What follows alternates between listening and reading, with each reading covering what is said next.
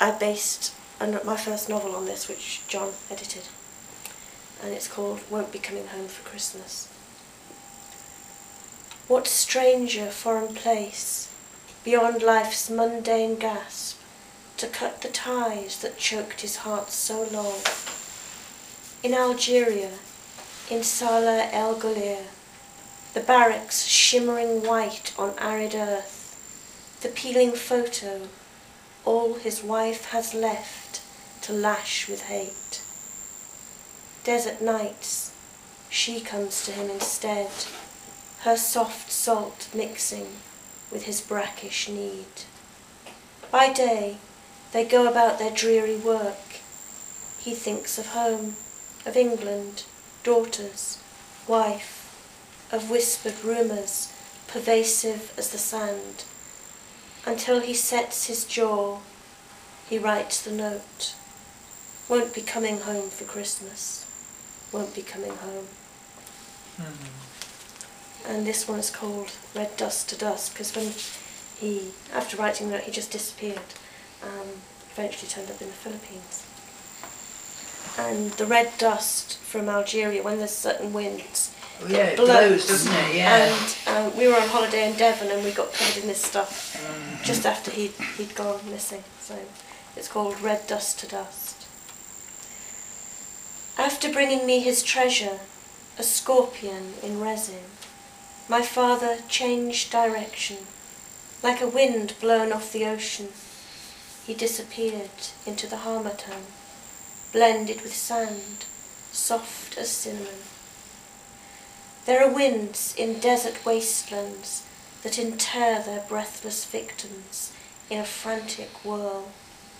Jinns with scorching tongues, drowning villages and fathers in 1,000 ochre colours, mounded into secret cities of the dead. On holiday in Devon, the Saharan wind spits dust gobs like desiccated blood across the fields. Too late to change his pathway, I stretch to catch his ashes, like my face, lift my face to taste the dry spice of his name. You can't avoid cinnamon, can you? And this is just a kind of moment in time from a holiday in France. It's called Fragments. At Quiberon, where the artists worked with a cast of 1,000 children, sun-drenched and stifled by listless parents, who sat, ennui sculpted on their sunburnt faces, sipping café noir from tiny cups, too tired to play.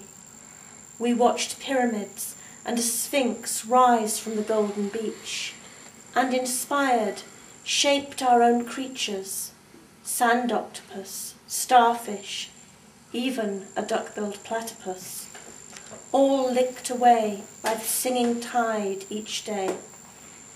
We sauntered the terrace of tiny booths, crammed with plastic buckets, fluorescent sunshades, and gaudy hats, and stopped, drawn by stars, winking subtle and soft as a warm sea breeze. Were captivated.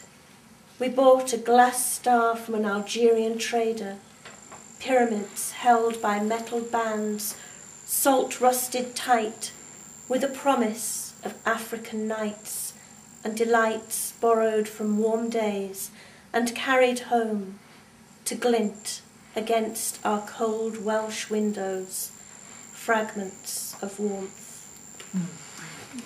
And the second piece is from a collection of prose poetry, which was written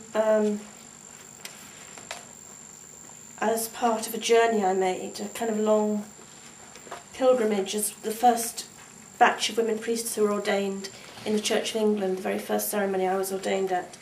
And as you can imagine, it was a very, very long time getting in to the church, and then I found myself on the other side hammering my way out for various reasons. So it was quite a kind of strange journey, and this is called A Message by a Fool. During the 2-week run-up to the ordination, there was just incredible media interest from all over the world, and we did, as a family I was heavily pregnant and 3 small children, we did 50 interviews in 2 weeks, and media crews from Germany, France, Argentina, Italy, they came and lived with us basically and kind of camped. And there was also quite a lot of negative feedback as well. And the last line, or towards the last line of this, is a little bit in French that was a headline in the Paris Match. A Message by a Fool. Letters arrive from around the world. Congratulations from Momolam, MP from the town where I grew up. From friends and strangers around the world, even an elderly man in Malaysia whose letter begins, "Praise to the Lord." The newspapers divide. The Times notes profound anxiety at the destruction of English culture. The Sunday Times features a billboard proclaiming the murder of the Church of England. The Observer compares the ordination to the Reformation, a revolution. Mothering Sunday, March 13th, 1994. I celebrate communion for the first time. Lent is suspended. For once St. Edmund's is full of daffodils and people.